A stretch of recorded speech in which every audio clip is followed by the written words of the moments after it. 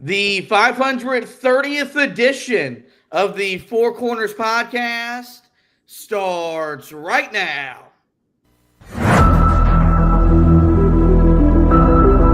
This is the Four Corners podcast.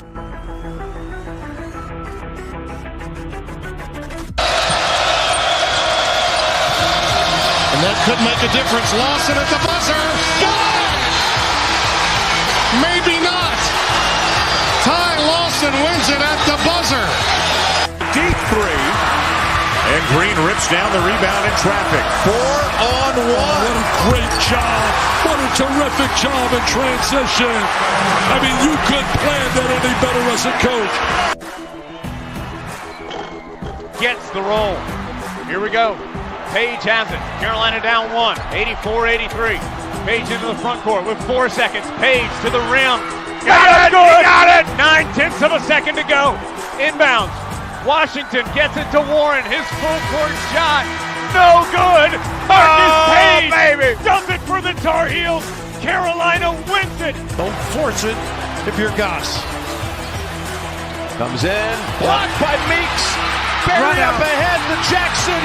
And he tucks it down for the 5-point lead. Matthews off the mark. And this year, the confetti is going to fall for North Carolina. They're not going to be denied this time. Inside 30 overall.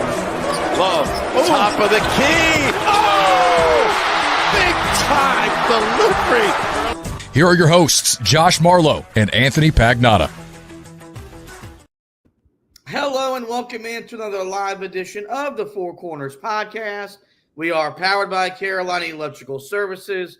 Josh and Anthony here with you live on a Sunday night, about an hour and 45 minutes after the 2025 NCAA Tournament Selection Show has been completed. The bracket is officially set, and your Tar Heels will be dancing at least for one more game. They did receive an at-large bid into the NCAA Tournament, and we're here to talk about that. We're here to react to that. And we're going to have some fun, I think, laughing and poking at the national media that is just up in arms about the Tar Heels making it into the NCAA tournament over a handful of different teams for a variety of different reasons. But nonetheless, we're happy to be here with you guys on a Sunday night, and we're happy to be talking about a team that still has at least one more game to play.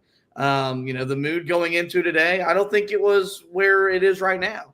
I think many people, including Anthony, thought that this team would be left out of the tournament.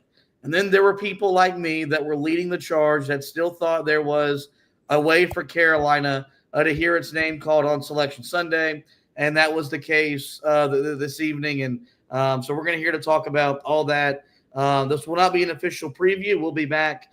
Probably it'll be tomorrow night because Carolina plays on Tuesday night. We'll be back tomorrow night to preview that first four matchup against San Diego State. But we're going to spend the next little bit talking about Carolina making it into the tournament for the third time in 4 years under Hubert Davis. Before we do that, we start every edition of the pod, as we always do, with the pod thought of the day. We go to legendary women's soccer coach Anson Dorrance for that pod thought.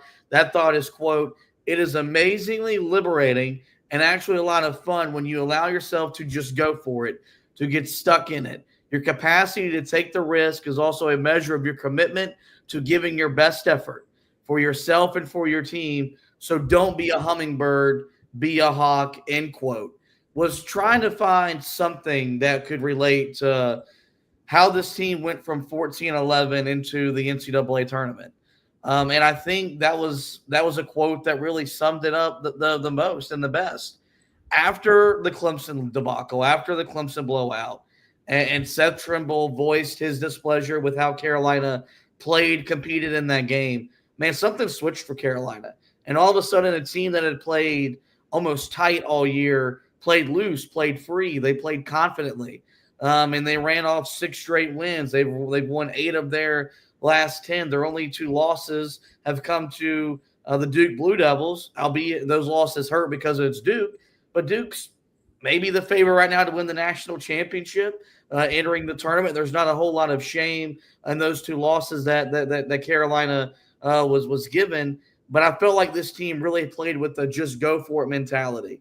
And it looked like and it felt like they did whatever it took to put themselves in a position to go dancing. And that's all we could have asked for at 14-11 was to put yourself in a position to make the tournament. It's not where we thought we were going to be tonight. I thought back in October we'd be sitting here talking about a team in the field, but a team that was a 1 or 2 seed and a team that was going to be picked to go very, very deep into the NCAA tournament. That may not be the case, but not many people thought at 14-11 this team was going to find its way into the tournament. They have done that. You have to give the players some credit. You have to give the coaches some credit because when this season could have fallen apart, this team picked itself up. It continued to play, continued to compete. They went for it like they had to, and they get rewarded with an at-large berth into this year's big dance. They started to finally get the leadership that was lacking for the majority of the season before that point, and that's really where everything started to change. And that's a credit to the guys, on this team. That's a credit to the coaching staff. I think you also saw that there was a lot of work done by Hubert Davis trying to drag it out of these guys, where I think early in the season he basically just said, one of the big things that he wanted this team to do was to learn how to talk with each other. But I think at some point he realized this is a team that is way too quiet, and there's really nothing that they are going to do about it themselves. So I have to drag it out of them. And we saw that, especially in the ACC tournament. You go back to the win that Carolina had against Wake Forest. I think that was a big part of why Carolina was able to rally and win that game, was because Hubert Davis really just made it to the point where, no one was going to be able to quit on this team and quit on this season because he wasn't going to let him. And I think we saw that against Duke as well. And Carolina fights their way back into it. I think that result last night, big for Carolina's chances to get into the tournament as well.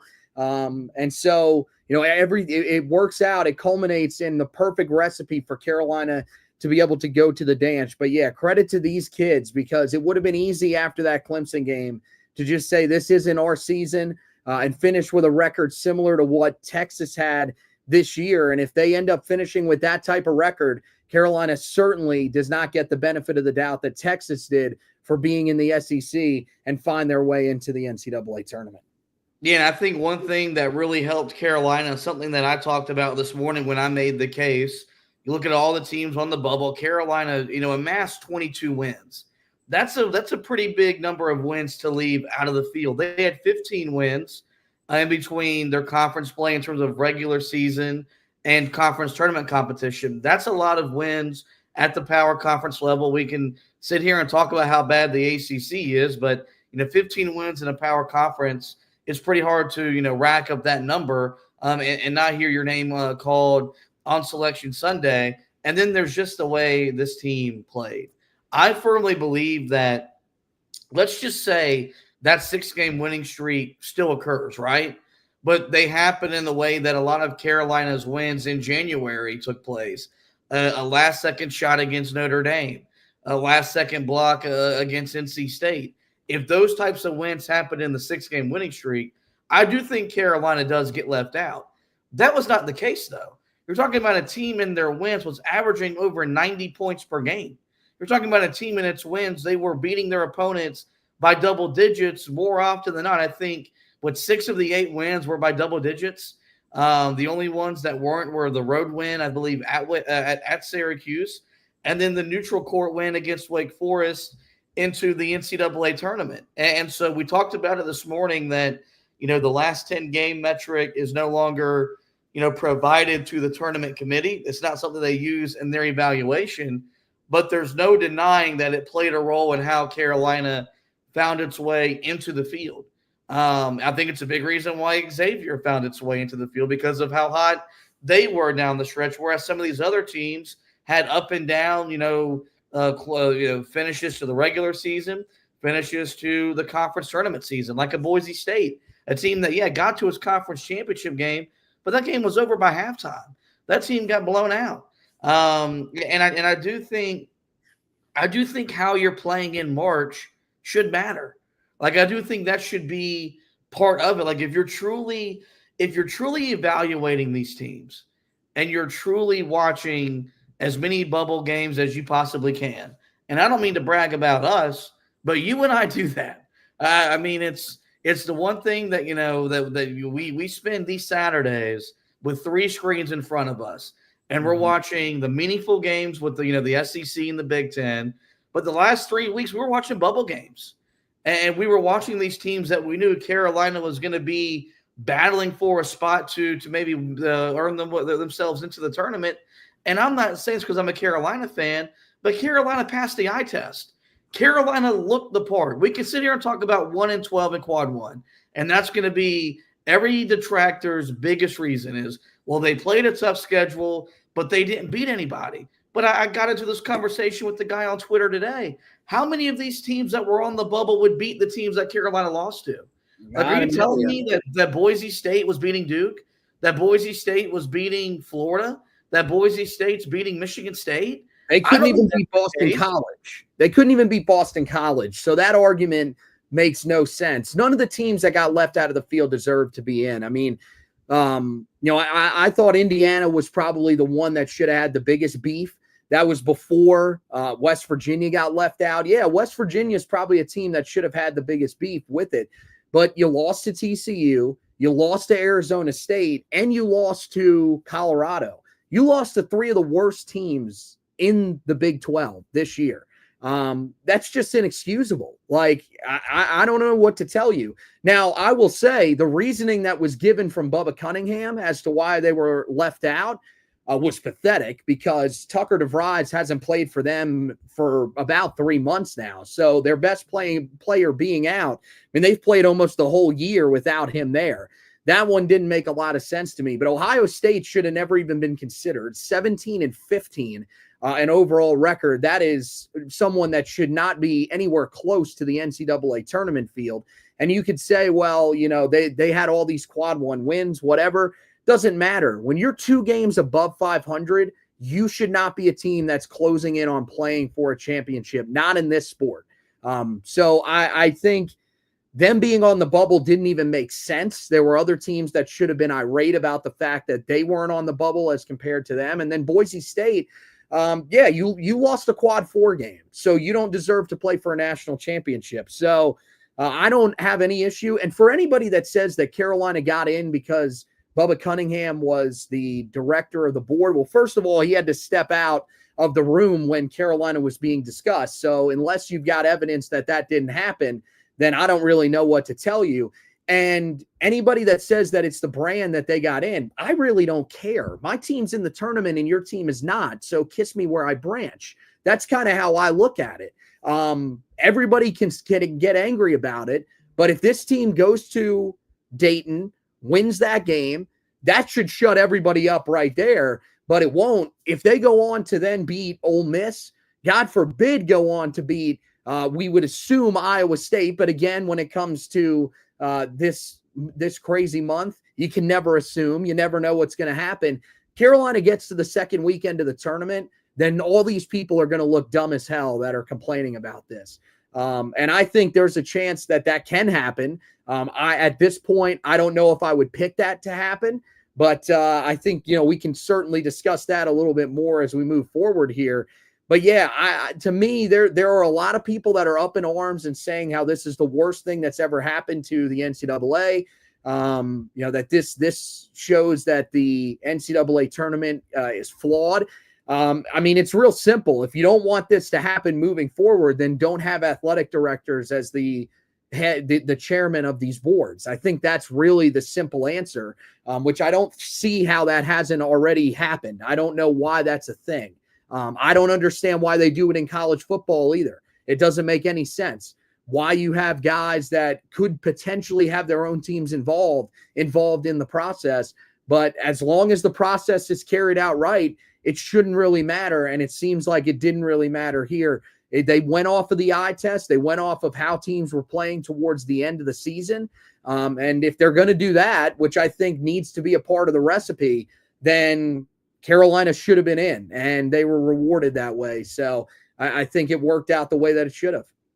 All right, so you're going to hear in a little bit later. We've got some audio from tonight that we're going to play for you, and that we're going to react to. You'll hear from Bubba Cunningham, who was the chairman of the NCAA Tournament Selection Committee. You'll hear from Keith Gill, the vice chairman of that committee. You'll hear from Jerry Palm, a guy that has a big issue with Carolina making the field of 60. You'll also hear from Jay Williams and Jay Billis as they kind of give their thoughts and remarks in terms of Carolina making the NCAA tournament. And that's just scratching the surface. I've watched this show every Sunday for the last 15 to 16 years.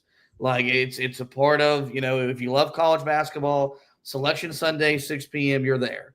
And I think this is as controversial, I think, a selection that we've had in recent memory, especially in the expanded version of the field, which dates back to 2011, and especially since the NCAA adopted the net metric, the net system, which dates back to 2019. I said this morning that one way or another, the committee is going to set a precedent by putting in a team with one quad one win or a team that has 6 wins in the regular season and conference play. I said, if you're going to do one, let's go ahead and do both. And that's exactly what they did. And they not only put one team with one quad one win, they also put a second team in there as well as Xavier, a team that very comparable to Carolina in terms of they were 14-10. They won 7 straight to close the regular season. Then they went 1-1 in the Big East tournament. The one thing they had in their winning streak in the regular season that Carolina did not was they had a blowout win over Creighton, a Creighton team that played for the Big East tournament championship just last night. Carolina did not have a win of that magnitude, but both of those teams get in. Texas is in. Oklahoma is in. So, and I heard Chris Walker right when the CBS Sports Network show first started up. The first thing he brought up wasn't even Carolina getting in at 1-12. It was teams getting rewarded at 6-12 in their conference tournament or in their conference play, being rewarded with a spot in the NCAA tournament.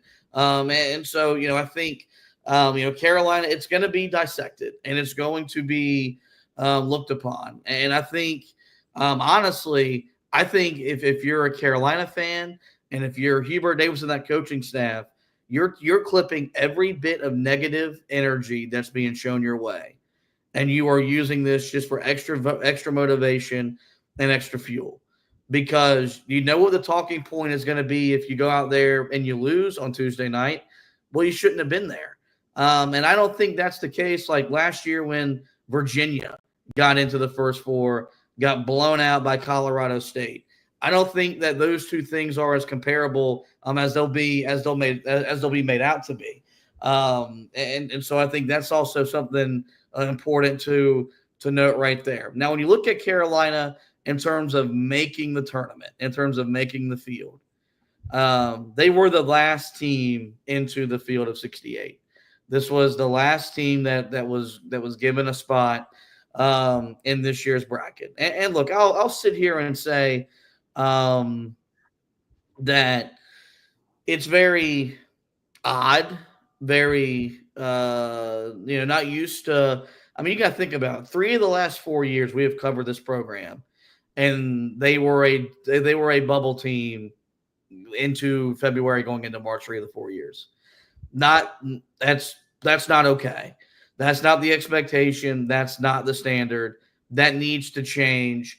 I do expect that to change. Part of that. Well, people, I want to clear this up for people that are doubting this, because there are so many that are saying this. Oh, this was a blue blood that's celebrating getting in. First of all, I am not celebrating getting in. I am relieved that we are in the tournament. I am not celebrating it. This is pathetic that we are in the place that we are in, where we have to watch these conference tournaments. And if UAB wins, Carolina doesn't get in. If George Mason wins, Carolina doesn't get in the field. That's a sad spot to be at, man. So I want to make it very clear. I am not celebrating the fact that Carolina is at this point.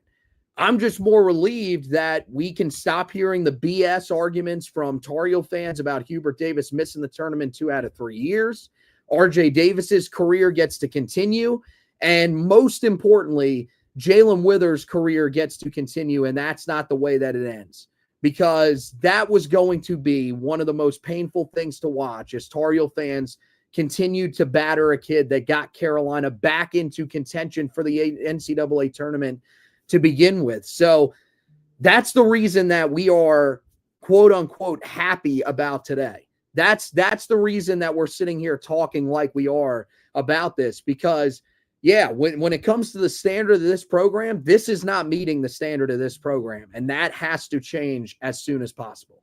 Well, and I think what I'll say is, no, I have no problem admitting I'm celebrating this because I get to watch this team and this program play again. I get to watch RJ Davis step on the floor and play again. And if this team goes on a run, then the seed, them getting the last team in the field ultimately becomes irrelevant, because what this program is judged upon is what they do in March, the success that they have in March. Seed line ultimately does not matter. I don't like being the last team in. I don't like being a 11 seed in the NCAA tournament. I don't like having to play in Dayton. But if they make the second weekend of the tournament, that would give Hubert Davis 3 Sweet 16s in each of his tournament appearances. Who can complain with that? Who can argue with that? Because really, if you look at it, it's getting to the second weekend, and then from there, it's truly a crapshoot, just because you don't know how the bracket's going to ultimately fall and go your way. So usually surviving the first weekend is usually just as proven to be as more difficult than it is in terms of getting out of the second weekend. So I'm not gonna admit that I'm not gonna apologize for celebrating it. It does feel odd. It does feel weird as Carolina fans. It also serves as the best reminder of how daggum spoiled we are. That in the majority of our lifetimes, we don't have to go through this. We haven't gone through this very often. Where for a lot of fan bases, like, that have blue blood status, that have a lot of rich history and tradition, they've gone through this a couple times. They've gone through missing the tournament a couple times. Whereas for Carolina, if you miss 2 out of 3, it usually means your coach is on the hot seat. But that happens at Indiana. That's happened at UConn. That's happened at Louisville. That's happened, at schools that have had that have a lot of rich history, tradition, and success. And so, and we said all along that when we were making the argument for Carolina, it was, yes, we believe they're a tournament team, but they're a tournament team that belongs to Dayton. They go to Dayton. Never once said they should have been solidly in the field. Mm-hmm. So I'm not sitting here saying that I think that we're misseeded. I'm not sitting here saying that I'm upset with what Carolina has to do. Their path to get into the field of 64 and then advance their way through there. But I do think the fact that what they did in the non-con in terms of putting the schedule together, they put together, it's why I've always valued playing that schedule. Because I don't believe if Carolina plays the cupcake schedule that a lot of these other teams played, i.e. in Oklahoma and some of these other SEC schools, I don't know if Carolina's dancing tonight. Even though they would probably have much more wins and their stuff would be inflated, like Carolina got in not because they lost to so many good teams, but because they competed. And Wally Zerbiak opened up, the bracket show complaining about them being 1-12 in quad one and complaining about metrics being used to determine how we put teams into a bracket. What is the quad one? It's a metric. And then he went on there and said that we were losing games by 20 and 30 points. I know that the Auburn games and the Alabama games weren't the most competitive to start to finish, but how many times did Carolina truly get blown out by one of those teams? It was Duke and Cameron. That was the one where you point to and say that from start to finish, Carolina was thoroughly outplayed, thoroughly beaten down. Well, I don't celebrate close losses. But Clemson would be the other one that you would probably put in there. But Wally Zerbiak, this is why they should not have NBA guys that cover this sport. this time of year. It doesn't make sense. They don't watch these games. They don't start watching until midseason. So he has no idea what he's talking about. Did you watch the Maui Invitational? Did you watch how Carolina competed against some of the best teams in the entire country? No, you didn't watch that. I mean, it just doesn't make sense to me how Wally Zerbiak comes in and is breaking down these teams. Dude, you do a great job covering the Knicks. We watch you when you do Knick games, Knick pre-games, halftimes, and post-games. You don't know anything about the NCAA, man. I'm sorry, you don't. Chuck, you don't know anything about it either, and neither does Shaq. Well, you know, any of these guys that they bring in, I don't even think they bring Shaq in, but you know, it doesn't make sense to me why they have NBA guys. It shows you that that CBS and Turner Sports, they just don't care enough about the NCAA tournament. Even though they have it, it's a great product. It gives them some of the most important ratings of the year and brings in a ton of money. That it shows you they don't value their own brand, and that they should. Because if you had guys that actually knew the sport, then you would have a lot of guys that would be arguing in the case for Carolina. We saw it, you know, I think it was earlier this week on Inside College Basketball. There were a couple of guys pushing back on John Rothstein, saying that the team had absolutely no point in being on the tournament bubble, and that those were legitimate arguments that were made. So, you know, I think part of that is just that you got to know who you're listening to, because some of these people should not be talking about the sport. And there's other ones that will say that Carolina shouldn't be in, and that's fine. At the end of the day, Carolina is in, and they're just going to have to deal with it. And once again, like we've seen so many different times, a lot of these guys are wrong, because it's become more and more evident that they are as far away from being in touch with what the committee thinks as it's ever been. The committee is doing its own thing. They are clearly watching a decent amount of games, I guess. You know, clearly they're not watching every game, but they're watching a decent amount of games, and they're getting a feel for the teams that should be in the NCAA tournament and shouldn't be. And I think that's a factor that they are just leaving out. The eye test is not being brought into this enough. And that's the reason why it's catching a lot of these people off guard. Because if you ask these people, does Carolina pass the eye test as an NCAA tournament team as opposed to insert team here, they would tell you, yes, they do. But because of the metrics, they're too focused on that. And even then, Carolina, you know, they have better metrics than pretty much everybody out there. You know, I'm going to see if I can pull up this tweet really quick from Brian Ives, who does a tremendous job with a lot of the behind the scenes stuff for the ACC. You know, he tweeted out, you know, Carolina among the 8 teams in the last 4 in and first 4 out, net number 1, the wins above bubble number 1, Ken Pom number 1, non-conference schedule number 1, quad 1 win-loss, they were 8th. But it makes sense why some people are angry about it. But at the same time, it should tell you that we need to start focusing on something just besides the quad system, because clearly that's not what the people in the room are focusing on. Yeah, that wins above bubble metric, new to the committee this year. So another metric that favored Carolina, and it was really, to me, what was building Carolina's case was the totality of their metrics, far outmetricing, I guess, their opponents. It wasn't just one stat here or one stat there. It was every time you turned the page and looked at a different formula, a different way to divide up data, it was data that favored Carolina over everybody else. And I do think that's what just ultimately made it difficult. I think if they would have been, you know, number 1 in one category, but number 4 in the other category, and maybe number 6 in another, I don't know if Carolina's in the tournament or not. But the fact that they had clearly just emerged as the best bubble team on the bubble, I think is reason why they make the field. And I think, you know, what so many people forget when we do this, and we do this every single year, is the bubble shrinks the closer you get to Selection Sunday. And so it's what teams are going to emerge, what teams are going to overcome. And I do think Carolina did just enough, man. And look, the Wake Forest win isn't something in totality that you can brag about because Wake Forest is not going to the tournament. Wake Forest has declined an invitation to the NIT. But I do think the fact that Carolina won that game on a neutral court in an environment that felt like a tournament environment.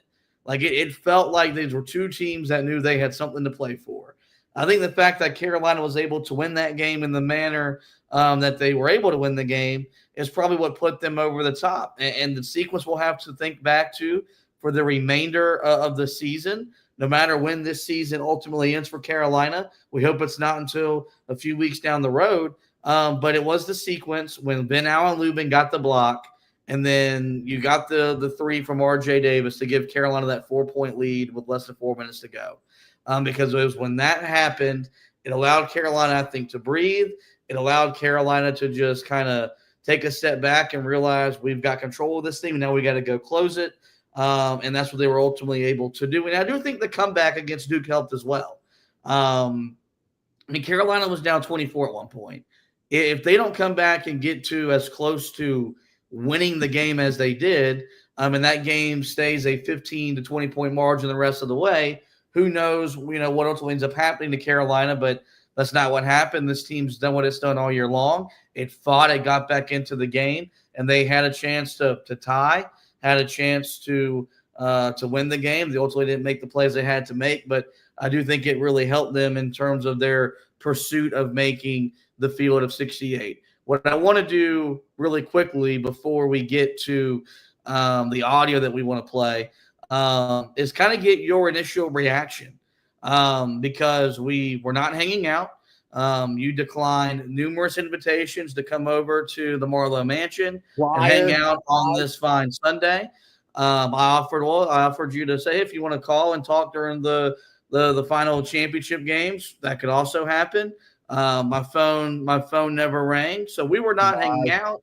We were not on the phone during the selection show until I called you after Carolina's name was called very early. Right away, Carolina in the very first bracket that the selection committee unveiled to us.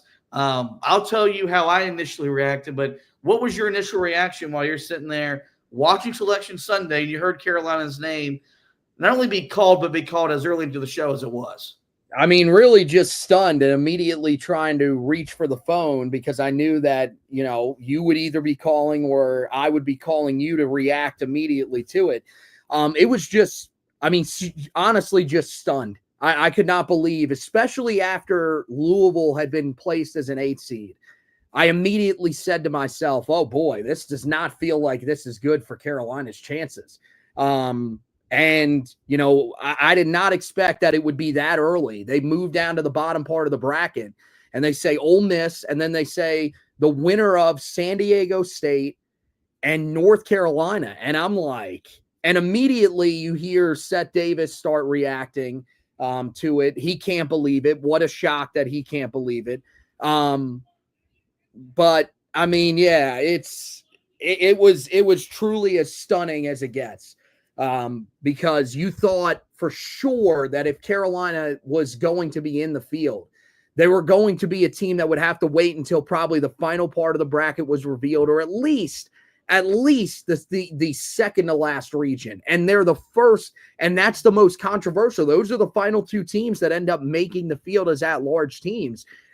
I couldn't believe that it got revealed that early. But it was the relief of thank God we got into the tournament. Thank God that R.J. Davis's career is not over. And thank God that we get to see this team play at least one more time against an opponent that, Carolina should feel like going in, they should be able to beat. Yeah, for me, I was caught off guard by how quickly I heard Carolina's name called. Obviously, I was a little bit more optimistic than you were going into today that Carolina would make the field. And, I had some loyal listeners to the show DMing me. Josh Schmilo and I pretty much talked all day. Myron Goodman just kind of doing the vibe check. And I just told them, you got to remain positive. You got to remain hopeful that the work that Carolina did over the last month was not going to go unnoticed. It was not going to go unrewarded. And so when Carolina's name got called, there was an immediate jump up from the couch, maybe a expletive or two that came out of my mouth. And then it was just pure, in that moment, it was pure joy and ecstasy, because the first real time we've seen Carolina be on the bubble and really believe that they were going to get in. Did not believe 2 years ago they were going to make the field of 68. And then it sunk in that Thursday night or Friday night was not the final game for this group. Obviously, y'all guys know how I feel about RJ Davis. That was not the way I wanted that to be, the way his career came to an end. We know Jalen Withers has gone through a lot during his time at Carolina. That's not the way I want his career to come to an end. And I do think that with the message that RJ and Seth communicated to the media on Friday after the loss, this team still believes that they can do something. And I think that they'll be motivated to go into the first four and get a win, and then get into the actual field of 64 and prove that they were worthy of being on this stage. So, it was kind of weird, surreal, living that whole bubble life and hearing Carolina's name called. But ultimately, at the end of the day, man, this team is still playing, and they get to put on their dancing shoes. And that's going to be something that will be fun to watch as we get into the first four on Tuesday night. So before we get to the audio, just a couple more things. A lot just kind of to talk about, dissect, react to. But so Carolina gets in over West Virginia, Indiana, Boise State, and Ohio State. Those were the first four teams that were left out of the field. My question to you is did Carolina deserve a spot in the field over each of those four teams? And how much pressure will there be on Carolina to justify getting an at-large bid over those four basketball teams?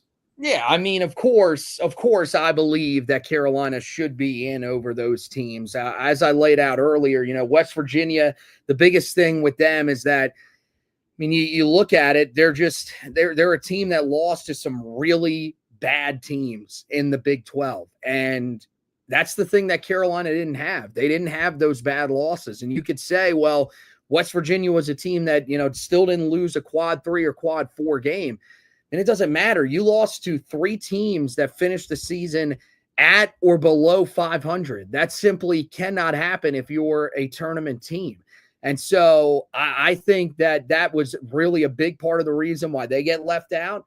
Indiana, I mean, yeah, the metrics would tell you that they should have been in, but their net was incredibly low. I mean, the quad ones were really the only metric that they had going in their favor.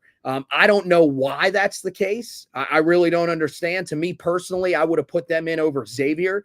I know Xavier finished the season strong, and so that's probably the reason that they end up getting in.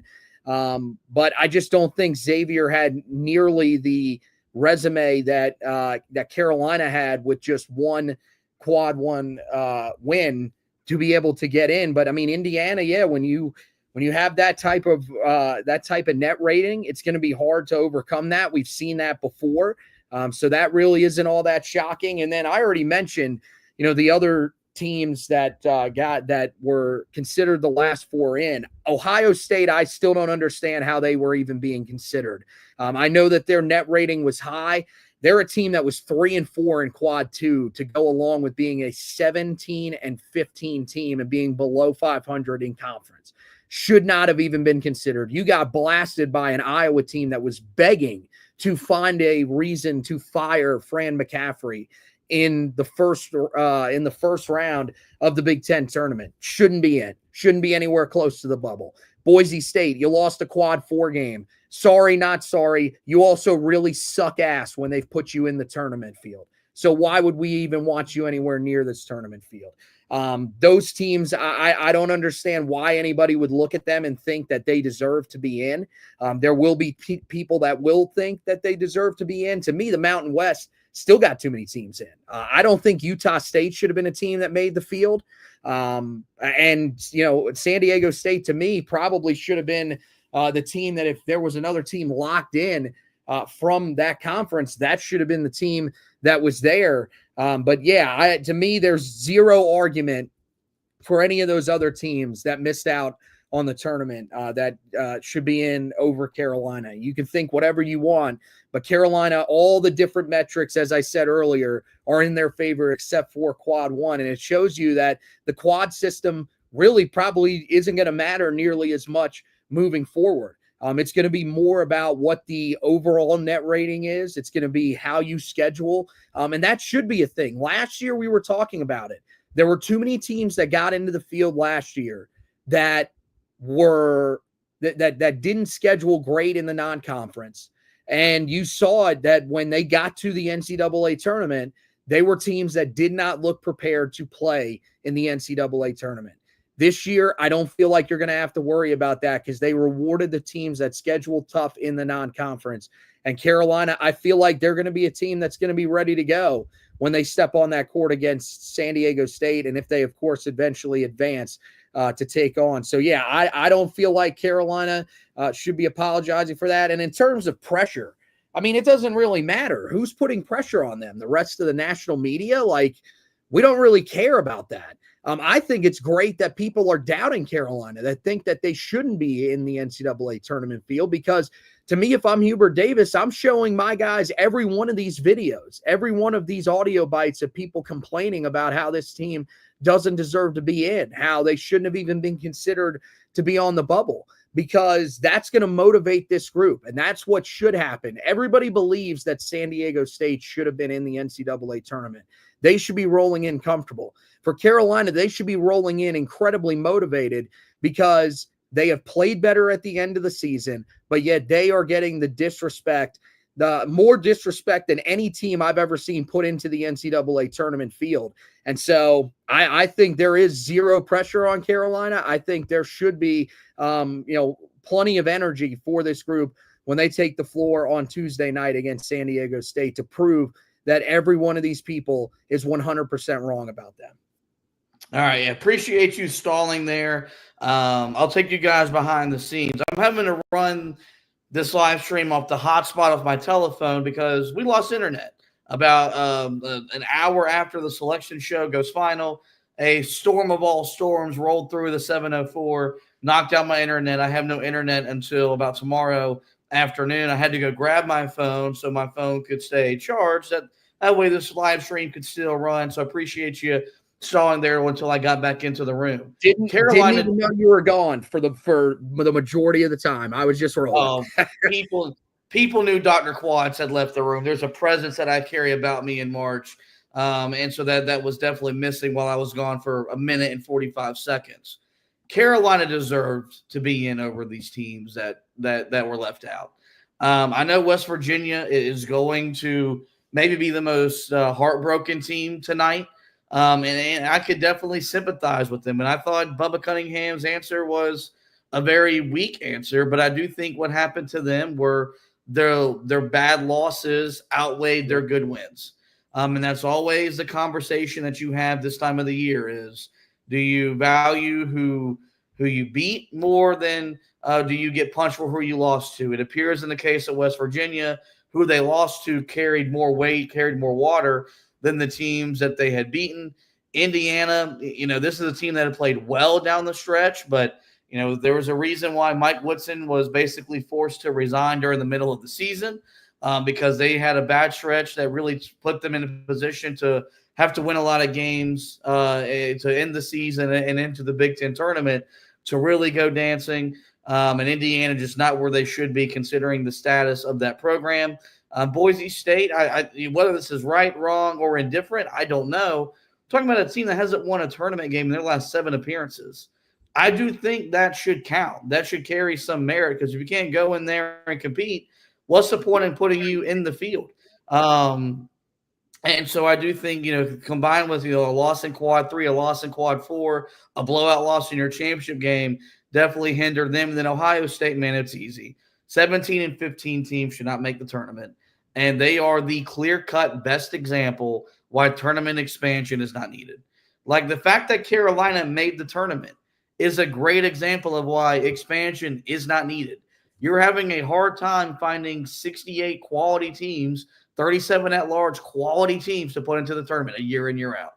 We don't need to bump that number up to 76. So, that's what I'll say about that. In terms of pressure, this is North Carolina. So, yeah, there's pressure. But what I think is going to happen, what my hope is going to happen, is that this group takes an extra life that they've been given, they've been granted, and they get the most of it. And I think you're going to get a group that's going to be motivated. I think you might see the best version of a Jalen Withers for a guy that, him individually has been giving a second chance at rewriting his story. Because if Carolina's season would have ended on Friday night, there's no positive way to talk about Jalen Withers. And I don't mean that and to be harsh, but that's just the reality of the situation. He's now been given a second chance.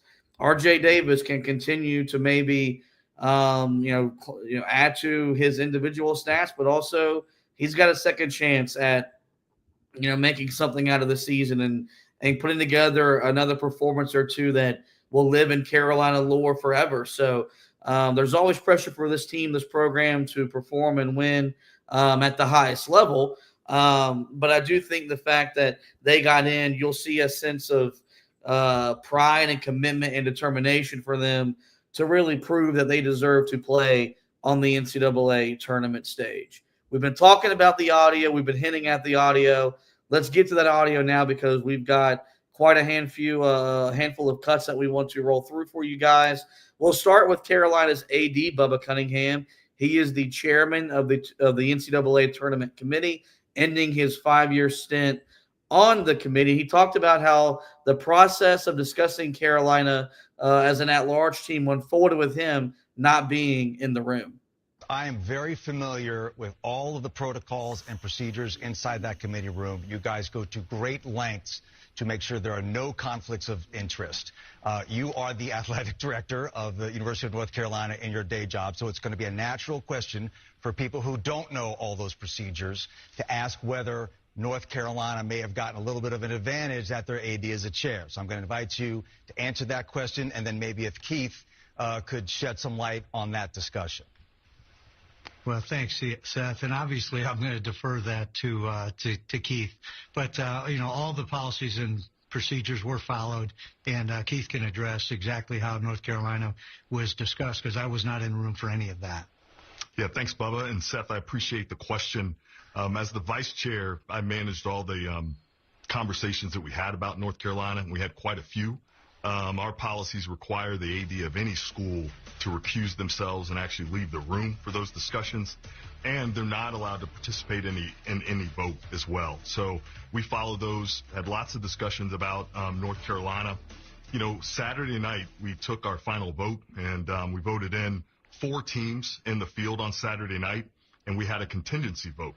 And the contingency vote, that was the last team in the field. And it was based on Memphis and UAB. If Memphis won that game, then that was going to free up a spot in the tournament, and that was going to be North Carolina. If UAB had won, then Memphis was going to be in the tournament, UAB would have been in the tournament, and North Carolina would have been the first team out. And so that process played out today.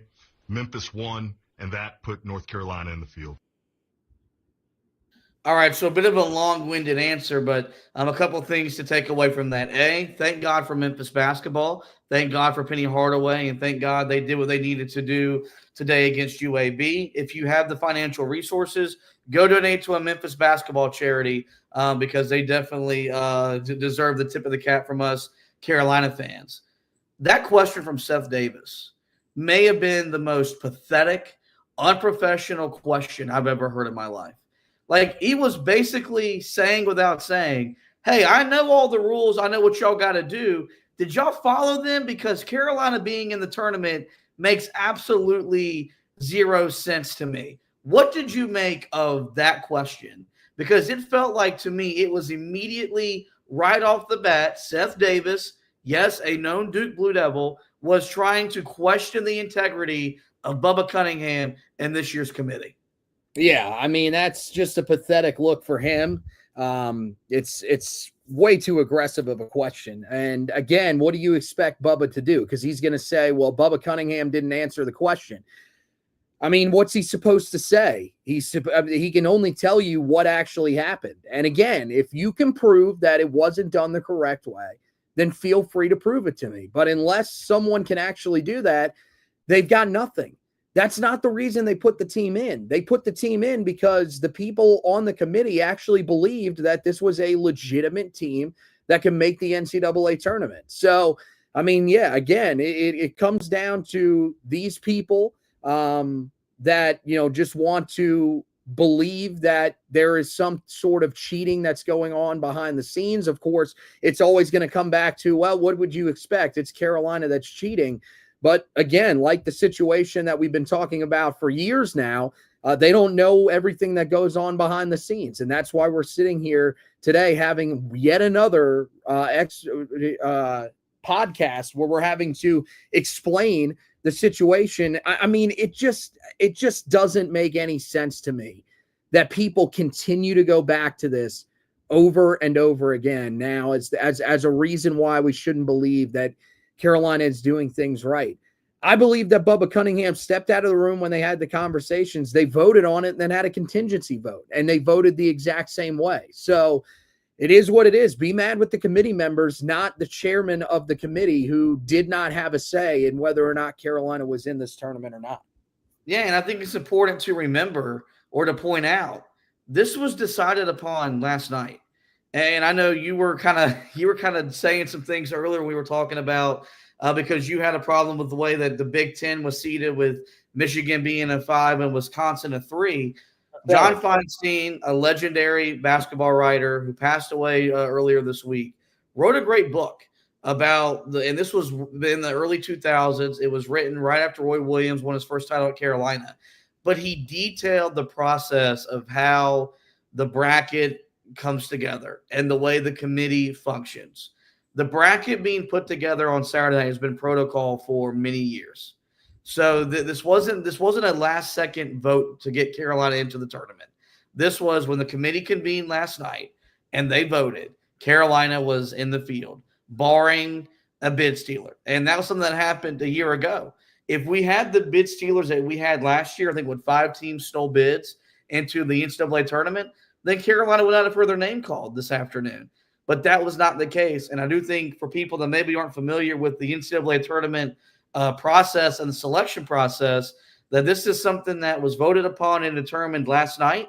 And all they were pretty much waiting to do today were for the A-10 final to go final, the Big Ten final to go final, the AAC final to go final, and the Ivy League tournament to go final, to then really determine, okay, now how are we going to properly seed these teams now that we know who's actually in the field and who isn't. The next piece of sound we're going to play for you comes from the vice chairman of the tournament selection committee. You heard him there in that answer with Bubba Cunningham, Keith Gill. He talked about how Carolina's record in Quad 2 was a factor that put them over the edge in terms of making this year's tournament. As you know, I know all of the things you are allowed to do and not to do once North Carolina is brought up in the room. But there's a whole world of people watching right now who isn't as familiar with the rules and regulations of the selection committee. So in the spirit of transparency, can you walk us through what happens when North Carolina comes up? Sure, very easily, because what happens is they ask me to leave the room. So any athletic director or conference commissioner, when any of the schools come up that they're, as a conference commissioner, any of the schools in the league, or me as the athletic director, any discussion about North Carolina, I had to leave the room. And then obviously Keith can answer any question you have about what that discussion may have been and how a decision was made, but I was not a part of any of it. Keith, let me turn it to you then. You are in the room for the North Carolina conversations. Obviously, there's a lot of conversations happening throughout the country right now about whether the Tar Heels should have actually been in this field. If you were trying to make the case in favor of North Carolina, how would you make it to us? Yeah, the committee spent a lot of time talking about North Carolina, and so when you're getting down to the end, there's pros and cons on every team sheet that you look at, and certainly when you're looking at those quad one record, that's something we really kind of looked at quite a bit. But when you think about their strength of record, when you think about their WOB, when you think about their net, it shows that they had success against the remainder of that schedule. And they are also 8-0 in quad 2. And so those kind of things, when you take them all together, 9-12 overall in both quads, 8-0 in quad 2, strong strength of record, strong WOB, solid net. At the end of the day, the committee thought they should be the last team in.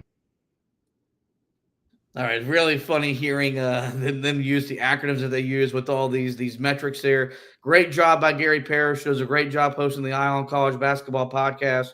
Really trying to get the information out to really get to the bottom of how Carolina got into the field. And, we talked about it this morning. I thought Carolina's record in quad 2 was going to be a big difference because they were undefeated. Some teams had a loss. Some teams had multiple losses. Some teams didn't have the number of wins that Carolina had in quad 2, let alone the amount of games that Carolina had in quad 2. And so what I think I want to talk about here is we can talk all about the ACC not providing a bunch of quad 1 opportunities for Carolina. And that was very much the case. You're going to be hard-pressed to go on a 6-game winning streak in a power conference and not pick up at least one quad win. It's dang near hard to do. But what it did allow Carolina to do over the course of the season was stack those quad 2 wins up. And all of a sudden, you're 1-12 in quad 1, but now if you add the second quad, which you're still playing quality opponents, whether they're at home, on the road, or on neutral floors, which the last time I checked, the NCAA tournament is played on a neutral floor. Well, now all of a sudden, Carolina doesn't look so bad. Like, 9-12 is not where we want to be. It's not where we expect to be. But 9-12 suggests what you are, which is a bubble team. And so, I think it's going to be very interesting moving forward how much weight the quad system carries. I don't necessarily love it. I don't necessarily hate it. It was time for something new with the old RPI system and all that back in the old days. But, I think a lot of focus was on what Carolina did in quad 1. But the biggest thing that helped Carolina's argument was how good they were in quad 2. And you heard from Keith Gill right there. That was one of the determining factors that put Carolina over the top. Only team in the that was on the bubble that had a perfect quad 2 record. Everybody else had at least one loss. And some of the teams like Texas were 3-5. So while Texas was really, really good in quad 1, they really struggled in quad 2. And they had some tough losses in there. I mean, you're talking about, and this is the thing, when you talk about power conferences, losing quad 2 games is incredibly important. And I get it. Carolina lost a quad 3 game, and that certainly was a factor in why they were put where they were put. But the fact that they closed out every other game in quad 2, I think really secured that, because that means that Carolina had just one loss in the bottom 3 quads. That's important. That's part of what you're looking to do. You're looking to avoid those bad losses, where some of the other teams, I mean, even compare it to a team like Xavier, who ends up making the tournament field. I mean, they lost to TCU. That's a bad loss, man. That's a team that is nowhere near making the NCAA tournament. And same thing with Georgetown. That's another really bad loss. So, I mean, I think Carolina, they did everything that they needed to do outside of that game against Stanford to be able to get to this point, and they get rewarded. And that's something that moving forward, I think you're going to have to consider, is that not only is it quad 1 that we're talking about, it's quad 2 as well. Those are going to be extremely important. Did you take care of quad 1, quad 2? What is your combined quad 1 and quad 2 record? Because I think that's going to be a factor for this, for the committee moving forward, and then avoiding those bad losses. If you suffer one, I think you'll be okay, especially with the type of resume that Carolina plays. But I do think that if you suffer more than one, that's when you start to get into the conversation, like you do with Boise State, about how legitimate of an NCAA tournament team that actually is. All right, a few more pieces of sound before we do shut down this edition of the show. We'll go to CBSSports.com bracketologist Jerry Palm, and he said when he was talking about Carolina making the field that he felt like the committee missed the mark with having Carolina among one of the 68 teams in this year's bracket. But as far as I'm concerned, the committee missed North Carolina. There's just no case for them at all. In fact, I've been doing this a very long time, and no team that I've ever dealt with has so conclusively proven that they're not an NCAA tournament team and still made the field. It's not just the 1-12 record against quad 1 teams. It's that none of those quad 2 teams they're giving them credit for, those weren't tournament teams either. Yeah. And some of the quad 1 losses are not tournament teams. And Texas has got a similar problem, but the quality is a little better on both sides of that resume. They have 7 quad 4 wins out of their 19. Hey, Jerry Palm, you've been doing it for a really long time. You've also been doing it very bad for a very long time. And this is one, like, I know we go after Joe Lunardi the most, Carolina fan. Like, Joe Lunardi was bashing Carolina during the AAC tournament final during his halftime appearance, where he moved Carolina to the first 4 out, but the third team listed out of the field somehow. Jerry Palm has always been the one that has kind of given me the biggest issue, mainly just because while everyone else was talking about how Carolina had built some sort of a case and a resume over the last month, Jerry Palm was very steadfast that Carolina was not a tournament team, which just mainly tells you that he's stubborn and probably is not watching and evaluating the games the way that you need to, when literally everybody else, when we went through it this morning, and I provided you 4 different bracketology sites, may have had Carolina in, but they were all also very open and very favorable to them having built a case to be a team among consideration. So I know Lunardi is getting a lot of backlash. I know Lunardi is going to get a lot of hatred, but I think Jerry Palm is very much deserving of all of that stuff from Carolina fans, because he was never open to the idea of Carolina making the field, which he was proven to be incorrect once again this evening. Yeah, I mean, it's just he likes the fact that, he's angry about the fact that he's wrong. I mean, that's the only thing that he's got going. Carolina had a resume that was right in front of your eyes, and for some reason you just didn't see it because you thought that this team shouldn't have been in 2022. You said that they shouldn't have been allowed in the NCAA tournament. That team went on to make a run and play for a national championship. And for some reason, it feels like you're still holding that against them, even to this day. I don't mind if you think that they shouldn't have been a tournament team, but to think that they don't have any sort of resume, that none of the quad 2 teams that they beat were tournament teams. I mean, that's fine. None of the quad 2 teams that anybody beat are tournament teams. Most of them are teams that are on the outside looking in, but they are borderline tournament teams, a lot of those. And so that has to matter.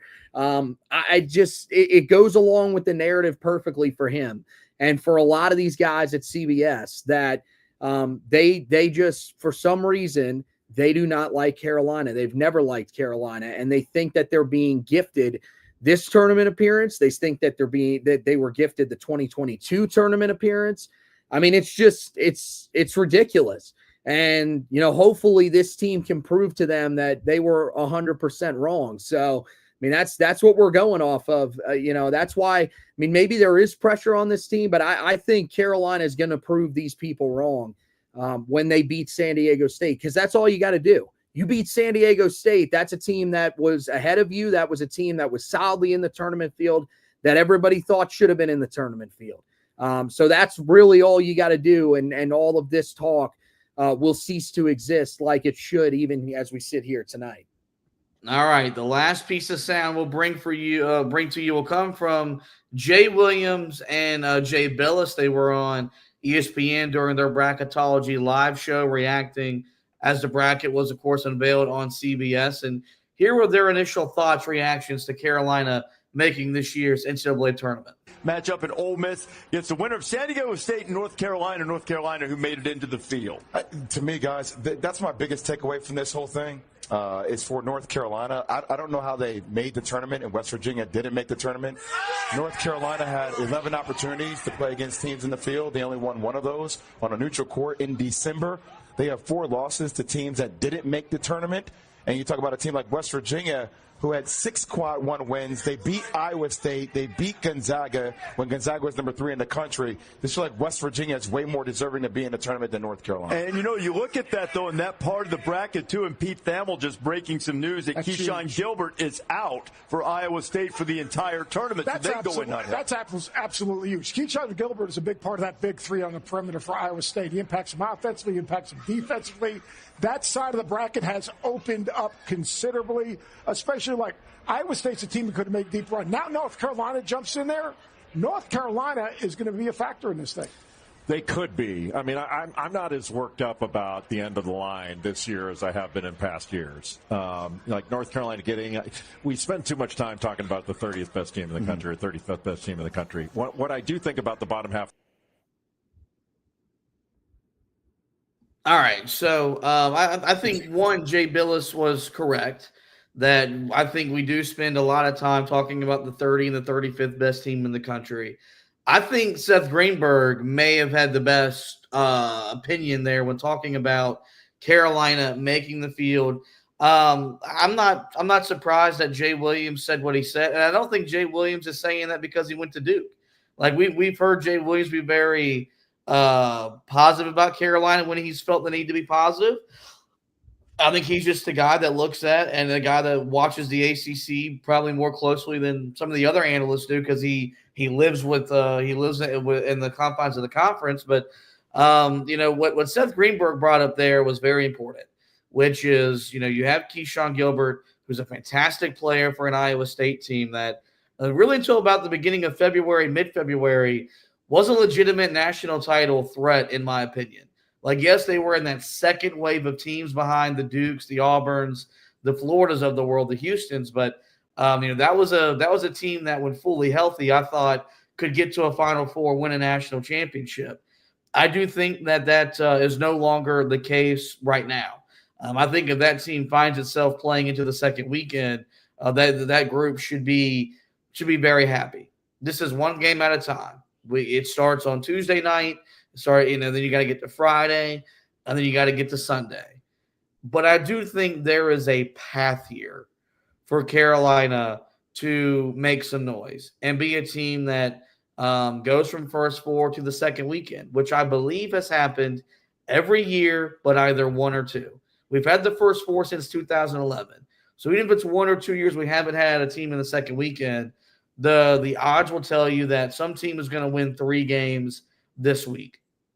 Last time Carolina was in this position, they were an 8 seed. They made it through the second weekend.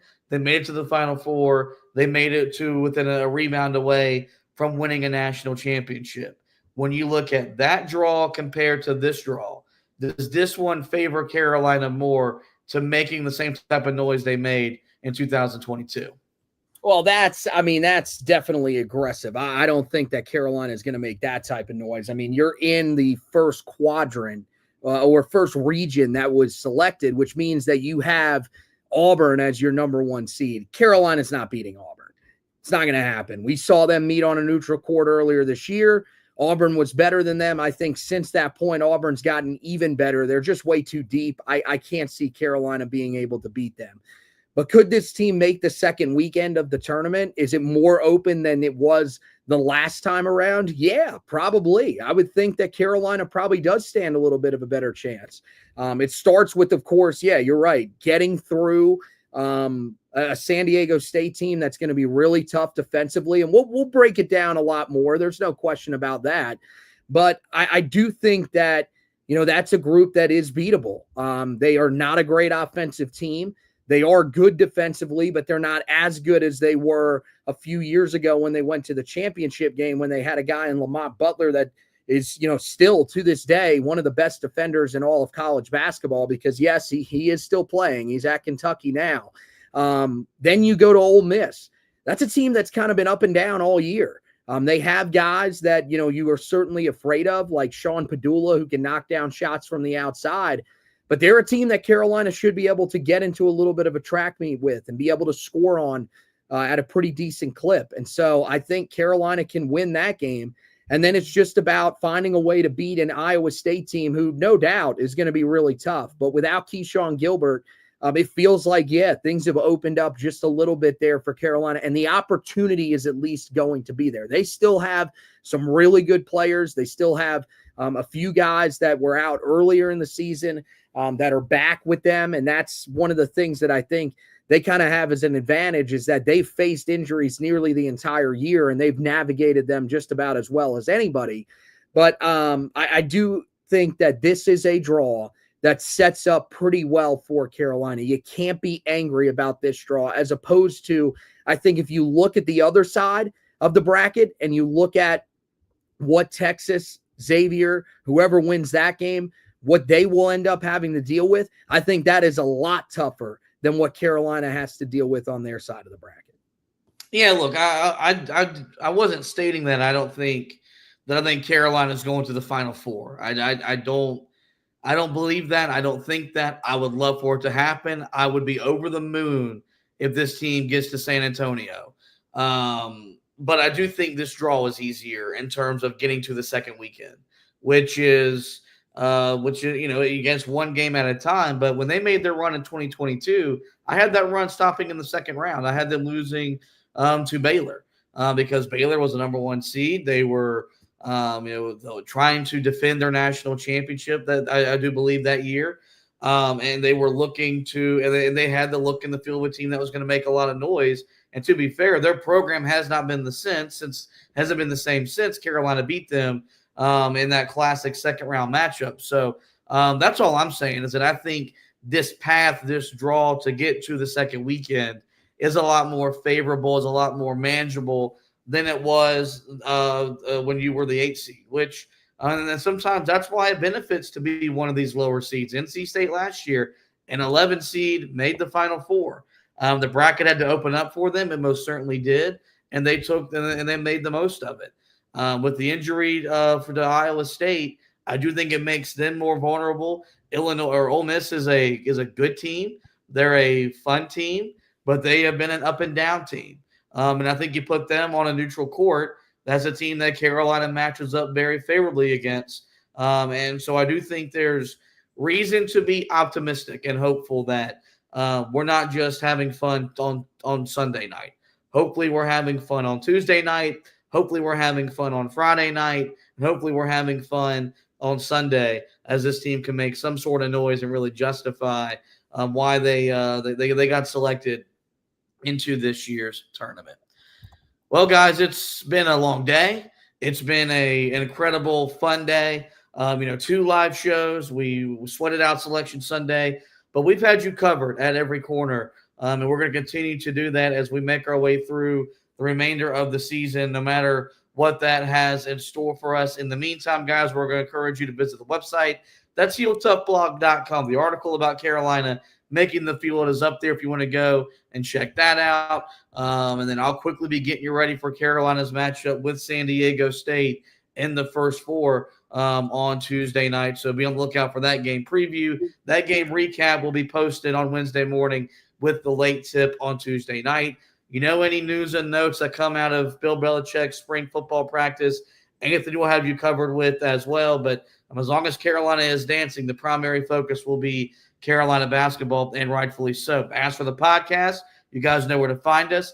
Every major podcasting platform. Simply search the Four Corners Podcast, and we will pop up there. We humbly encourage you guys to rate, review, and subscribe. That way you don't miss any editions of the show throughout the remainder of the season. Programming note, we'll be live tomorrow night with the preview of San Diego State in the first 4 against Dayton. We have a live show that we're doing for the station from 6 to 8. We should be live, I would say, around 9:30 or so tomorrow evening. So make sure you're familiar with these pages, the Heel Tough Blog Facebook page, the Heel Tough Blog YouTube channel, and my personal Twitter page at HTB_Josh to be a part of those live broadcasts.